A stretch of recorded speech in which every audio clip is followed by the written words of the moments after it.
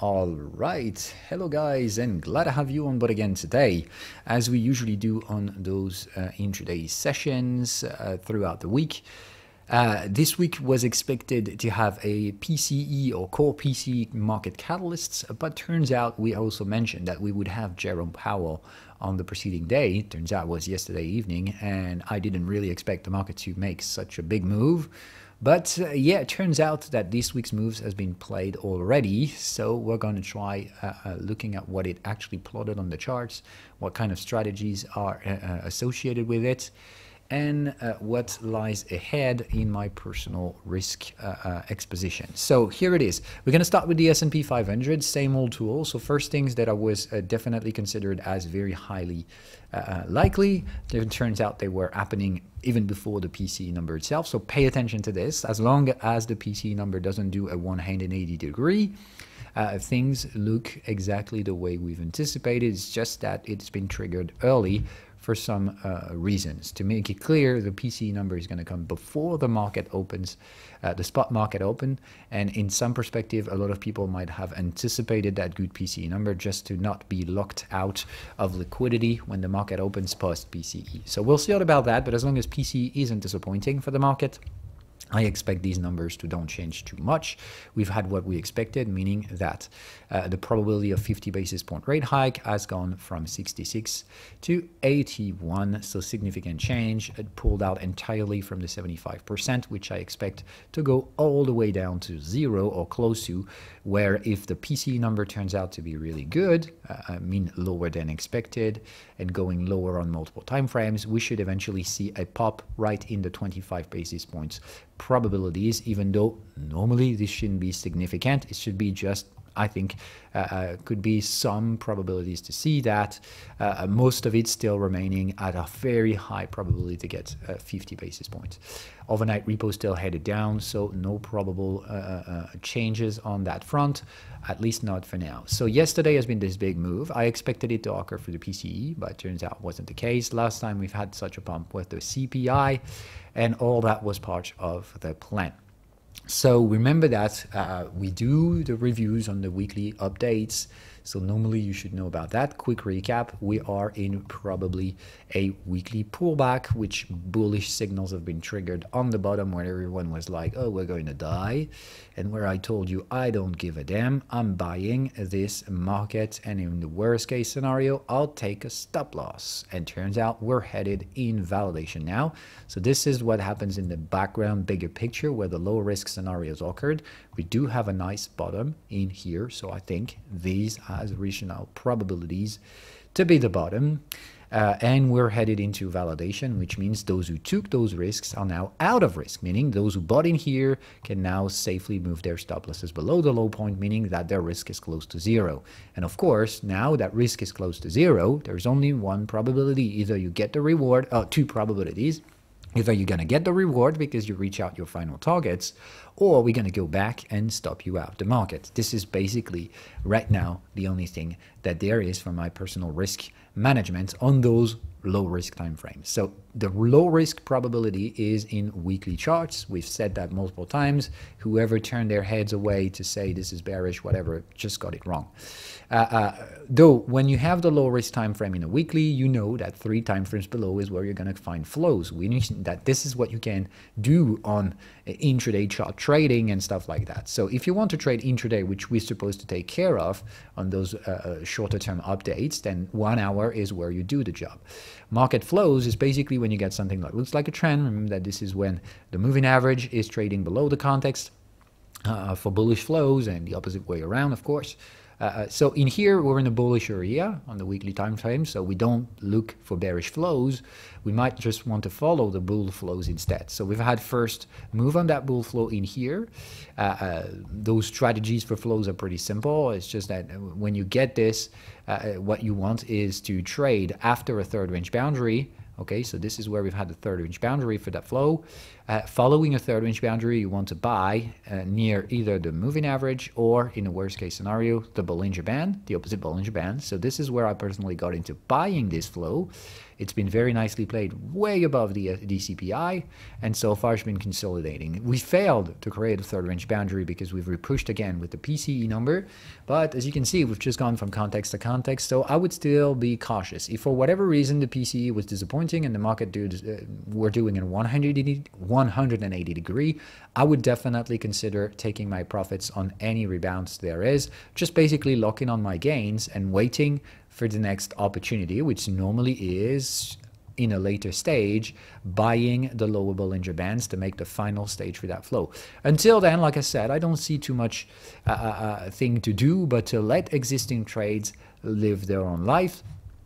For those who trade these 1 hour trade flows. So this is basically what this is. There's no trend in the 1 hour time frame. Remember, the trend occurs on the low risk time frame.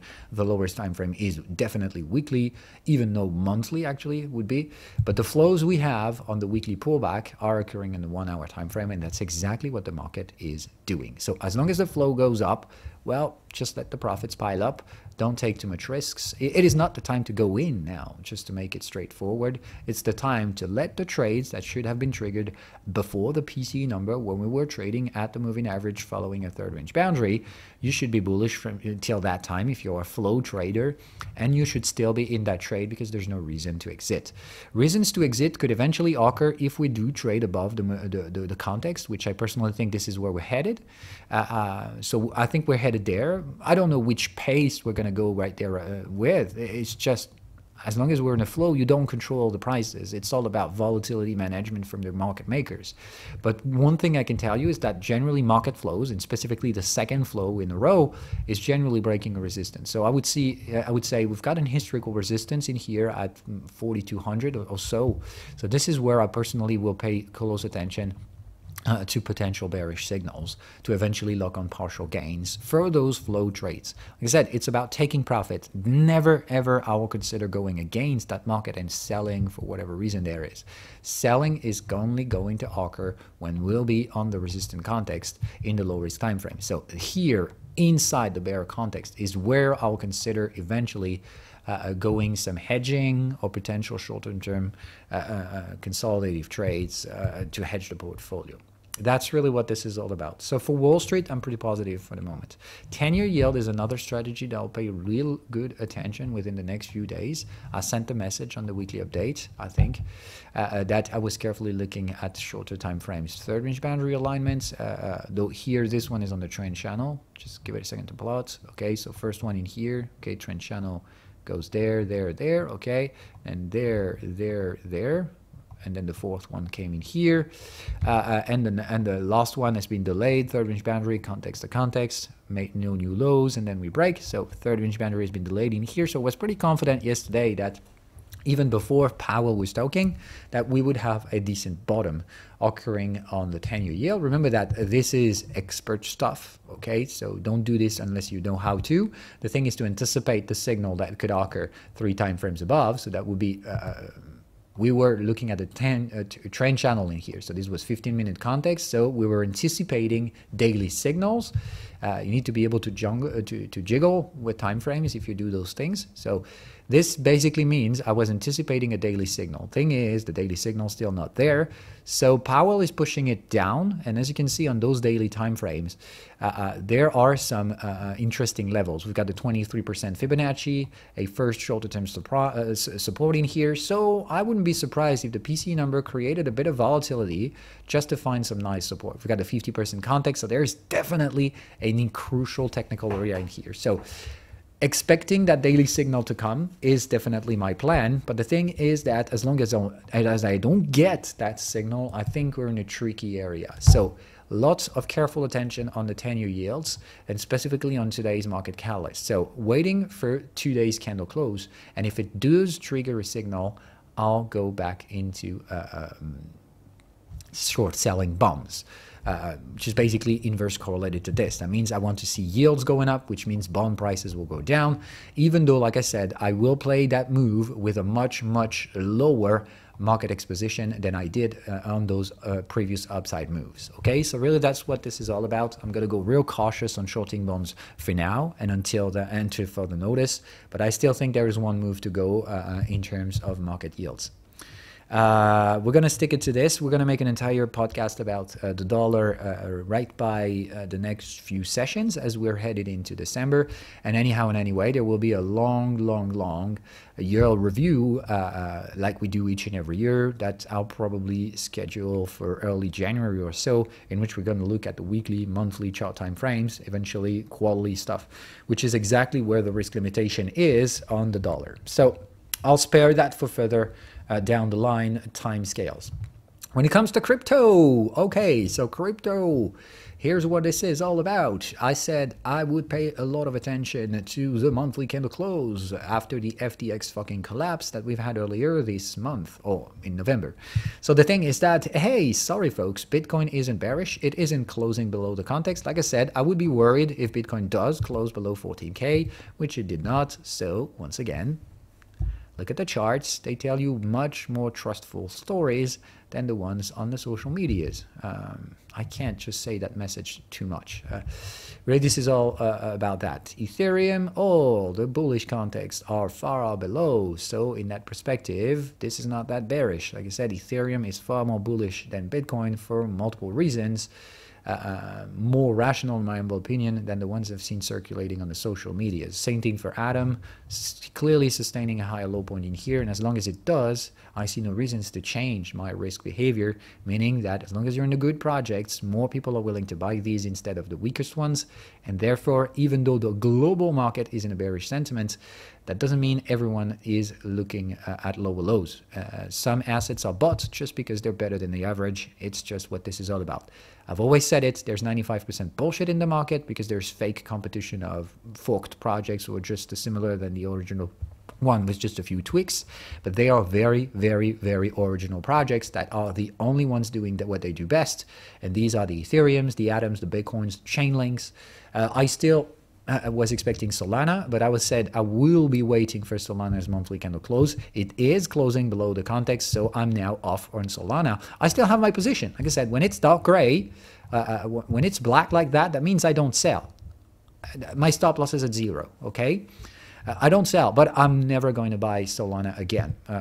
And I will get out of this project if it pops up again. So basically, that's what this is all about. I'm still thinking that I probably will make a nice gain on Solana, but I'm not adding to existing positions anymore. That was the plan. I said if it closes below the context, then I will just let go of that project. I won't cut it off. As you can see, it is still trading in that low volatile environment. So I wait for this to be broken up. When it does, I will look more at taking my profits, probably in the $25 billion area, and then I will just let that thing try to survive over the long run. And if it still does survive, then eventually around March or April next year, I'll consider going back in again. So it's more like either it dries out and it just basically dies. In that perspective, well, I took that risk. I know some coins will go to 0 and, well, this one might, but I'm not adding to existing positions anymore. Ethereum's, well, like I said, do whatever it is that you want. Either you make the bet that we're going to go there, okay, and you expect that we're going to get a $700 Ethereum for whatever reason there is, or you would say this is a pretty valuable asset and this is where the bottom actually occurred. This was absolutely outrageously, stupidly bearish. And in that perspective, the weekly bottom is there. We have rising moving average. We're trading on overlaps. You know the drill. That's basically it. So that means if the low risk trading scenario is the weekly, then flows are in the H1 time frame as well. And that is what you should pay attention to. For now, we have no such a thing, either in Ethereum or Bitcoin. We're going to have a quick look at these. Okay, the contexts are still firmly traded across the moving average. But if, and only if, we've got to pursue in here, and if Ethereum keeps going up, ahead of potentially recovering the 2018 top, which is at 1400, which I think this is where we're headed. If that happens, then, well, look at the context. The context moving much faster than the moving average, so we could get the first flow in Ethereum to happen. Pretty much the same thing that we have in the S&P 500, but delayed. Remember that the S&P 500 made its first flow back in October and has created the second flow in a row already, where I think Ethereum didn't. Ethereum might be doing its first flow now, retrace back to the moving average, where I'll do exactly the same as I did with the S&P back then. I'll buy with margin trades in here again. So this is my only condition now. I let the first bull flow go in, and if it does push significantly enough, I'll go back into trading this thing. Like I said back then, I was already trading bullish in Ethereum because I have followed this flow. And, well, I took a stop loss on those margin trades because of fucking FTX. But that's really the thing. Like I said, I was margin trading on Ethereum, Atoms, Bitcoins, and Chainlinks. I have been stopped on some of these. Basically, only Ethereum, I think, for now. Atom, I haven't been stopped. Bitcoin, I've been stopped. And Chainlink, I haven't been stopped for now. So all those margin trades are still either ongoing, and they could take a stop loss. Like I said, every trade can go right or wrong. It's just on the big picture. If you do a consistent job, you'll still be profitable, even though some trades don't do well. The vast majority of them will yield more profits than the losses that are part of the job. I mean, don't make it personal. It's really what this is all about. So for now, some strategies have been stopped because, well, we've attempted to go bullish and turns out we failed. I mean, no one could predict FTX, even though aftermath sounds like it was inevitable. We should have seen that one coming, but the reality is that no one did, and we all took it right in front of our faces. So congratulations to those who anticipated it, and the others just had to take their losses. It's really what this is all about. Normally, and we've said that multiple times, margin trading should have been very, very, very marginal in terms of market exposition of your portfolios. Most of your money should be put into where the lower risk scenarios are, and this is weekly to monthly chart time frames. Those say clearly that the stop is at 0, so you have to buy spot, and you rather like, regarding the whole shit we're in, hold these coins in self-custody. So this is really what this is all about. If you want to go on the shorter time frame flow trading, then I think it might be restored within the next few days and weeks, but it requires the H1 time frame to keep pushing up. And if it does, I'll be going back to margin trade again. Yes, and that doesn't overlap or change anything to what I do on the larger portion of my portfolios, where I have spot position in self-custody. And to be honest, so should you. This is where the low risk strategy is, and the only variable in that one is that I know lots of you guys would like to have short-term action and stuff like that, but you don't do the market timings. The market sets its timing and you have to adapt. Right now the timings are very long term. This is where the low risk is, and you must be patient to let these time frames play their game. And that's really what this is all about. We might have short-term flows, but you can't trigger them. Let the market show the direction. If we have early signs of bullish flows on the H1 time frame, then I'll be able to trade them, and probably so should you. So would you. If you want to trade short term, make sure that you know what you're dealing with. And don't be dumb enough to try trading against market makers, volatility derivatives expositions. It's really not what this is all about. Most importantly, I said it and I will say it again because I think it's absolutely required to be repeated over and over again. If you trade on derivative markets, meaning you're using futures contracts or stuff like that, I sincerely recommend you not to do it. Okay? Really, really, really don't do this for a simple reason. Most of futures contracts are probably illiquid now, meaning if you get a call for whatever reason, and if the market goes up, you're not guaranteed that the broker will pay you because there's not enough supply available for exchanges, meaning that some of the calls might be actually naked calls, meaning that they won't be able to be covered by actual spot position back then, which means the broker might be swimming absolutely naked. You take the risk, which means if it goes down, you're going to take the loss, but if it goes up, you're not going to get paid. And remember, if there's only a risk to take for no rewards or for non-guaranteed rewards, just don't take that risk, okay? You'd rather like to be safer than that and not doing that trade rather than putting some money that you will just eventually be willing to lose without eventually even have a chance to be paid if you were right. So don't play in that game, please, or do it with money you're willing to lose anyway. That's it for today. Bye, guys.